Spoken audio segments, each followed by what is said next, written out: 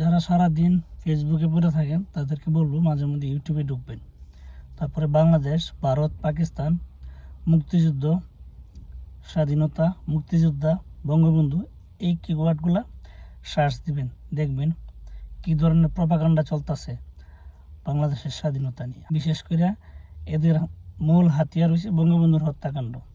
Propaganda ছড়াইতেছে যে বঙ্গবন্ধুর জানা নাকি লোক হয় না। আরে মিয়া, সান্ধ্য কারফিউ বা মার্শাল ল, এগুলো যদি ব্যাখ্যা দেওয়া হয় তাহলে তো বের হয়ে আসে জানা যায় কেন লোক হয়েছিল না।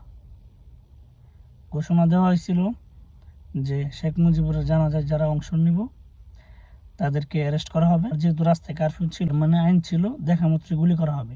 মানুষ বের হইতে পারছে না, বের হইলে গুলি করে মেরে ফেলাইছে। তো এই জায়গায় লোক কেমন হইব? তার একটা উদাহরণ দেখবেন, অনেক এলাকায় আওয়ামী লীগের কোনো নেতা মারা গেলে প্রচুর লোক হইতেছে, প্রচুর ভিড়। মানে মানুষের আবেগ ভালোবাসা কি পরিমাণে আওয়ামী লীগের প্রতি তা কিন্তু এইসব জানাজার থেকে বোঝা যায়। এমনিতে লোক নাই, বলতেছে আওয়ামী লীগের লোক নেই, কিন্তু জানা যায় কেউ মারা গেলে জানা যায় কি পরিমাণ লোক হয়, সবাই দেখতেছেন।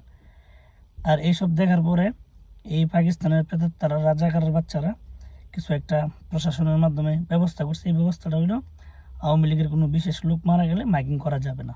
এটা হইতাছে, খবর নিয়ে দেখেন, নিউজে আসতেছে। তো এখন যেহেতু এই পরিস্থিতি, বঙ্গবন্ধুর মারার সময় কেমন হয়েছিল, সেম এই কারণে বঙ্গবন্ধুর জানা যায় লোক কম হয়েছিল। কিন্তু এই সঠিক ইতিহাসটা এরা বলে না, প্রচার করে না।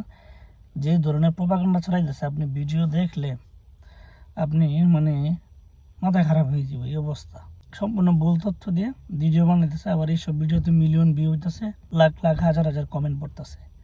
এ হইল এই পাকিস্তানি প্রেতাত্মাদের অবস্থা। এদেরকে রুখে দিতে হবে। আওয়ামী লীগের পক্ষ থেকে এইসব কন্টেন্ট বিরোধী প্রচারণা না চালালে এই ধরনের প্রপাগান্ডা বন্ধ হওয়ার কোনো পথ দেখতেছি না।